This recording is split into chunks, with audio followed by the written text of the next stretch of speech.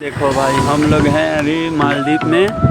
ये एयरपोर्ट, ये आइलैंड का नाम है तिलाकुसी। देखो क्या खूबसूरत।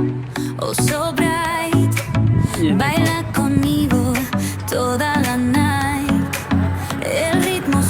और ये वाला जो बोट है, इसमें सामान वामान आता है जो लोग रिसोर्ट पर रहता है उसके खाने के लिए।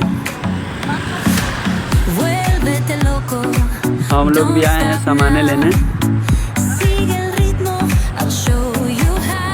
ये नज़ारा देखो क्या सुंदर है।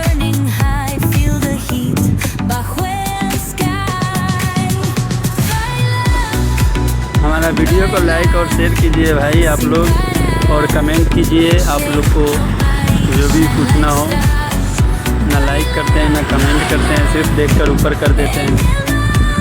तो कमेंट अपना ज़रूर कीजिएगा आप लोग, और लाइक भी कीजिए।